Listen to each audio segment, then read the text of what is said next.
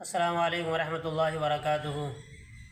قال اللہ تبارک و تعالی اعوذ باللہ من الشیطان الرجیم بسم اللہ الرحمن الرحیم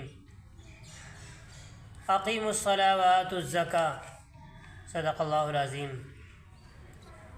بھائیو دوستو، قرآن پاک میں اللہ تبارک و تعالی نے جہاں نماز کا ذکر فرمایا وہیں زکوٰۃ کا ذکر فرمایا۔ نماز قائم کرو، زکوٰۃ ادا کرو۔ تو میرے بھائیو دوستو، آج میں آپ کے سامنے زکوٰۃ کے متعلق کچھ گفتگو کروں گا جو اہم گفتگو ہے اور آپ کو انشاءاللہ بہت کچھ حاصل ہوگا۔ تو زکوٰۃ کے لغوی معنی طہارت کے ہیں، جیسے قد افلح من تزکا، اسی طرح وحنانا من لدنا وزکا، اور زکوٰۃ کے دوسرے معنی بڑھنے کے ہیں۔ زکوٰۃ کی وجہ تسمیہ، زکوٰۃ کو زکوٰۃ اس لیے کہتے ہیں کہ یہ مال بڑھنے کا سبب ہے۔ تو میں آپ کو بتاؤں گا کہ زکوٰۃ کب فرض ہوئی۔ روایت سے معلوم ہوتا ہے کہ زکوٰۃ کی فرضیت مکی زندگی ہی میں ہو چکی تھی، چنانچہ مکی صورتوں میں بھی زکوٰۃ کا ذکر موجود ہے۔ حضرت جعفر رضی اللہ تعالیٰ عنہ نے نبوت کے 5ویں سال حبشہ ہجرت کی اور وہاں نجاشی کے دربار میں پیغمبر اسلام کی جن تعلیمات کا ذکر کیا ہے ان میں زکوٰۃ بھی ہے۔ البتہ احکام زکوٰۃ کی تکمیل مدینہ منورہ میں ہجرت کے بعد ہوئی، اور 9 ہجری میں آپ صلی اللہ علیہ وسلم نے صحابہ کرام کو زکوٰۃ کی وصولی کے لیے روانہ فرمایا۔ زکوٰۃ ادا کرنے والے سے متعلق شرطیں: نمبر 1 مسلمان کا ہونا، نمبر 2 بالغ ہونا، نمبر 3 عاقل ہونا۔ تو ناظرین، میں آپ کو بتاؤں گا کہ زکوٰۃ کے مستحق کون لوگ ہیں، کن کو زکوٰۃ دی جائے گی، اور یہ بات جاننا بہت ضروری ہے۔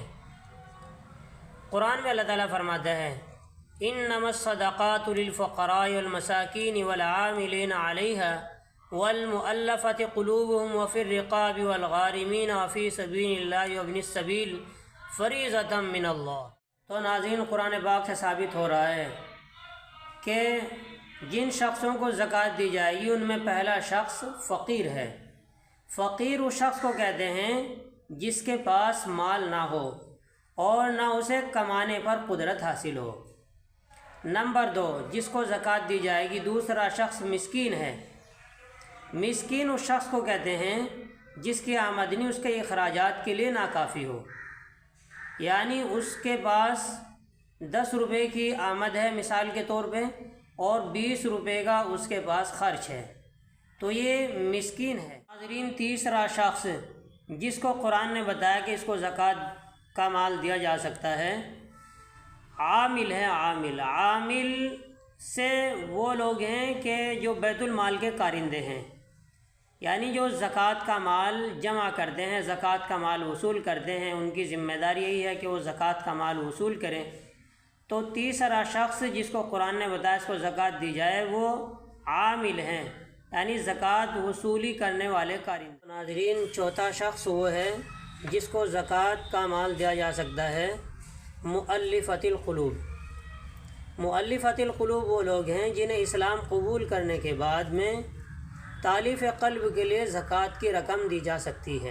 ناظرین، 5واں شخص جس کو قرآن پاک نے بتایا کہ اس کو زکوٰۃ کا مال دیا جا سکتا ہے، مکاتب ہے۔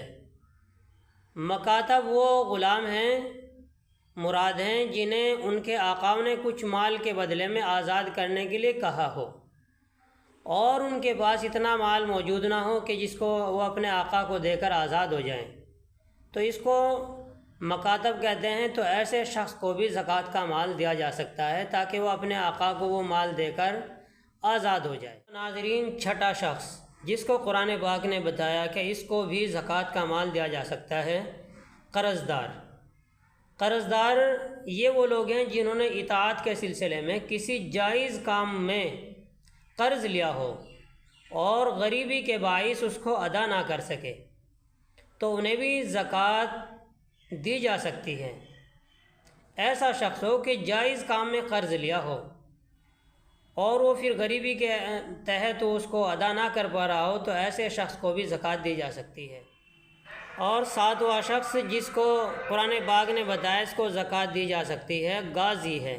غازی سے وہ مجاہد مراد ہے جس کی تنخواہ وغیرہ حکومت کی طرف سے مقرر نہ ہو۔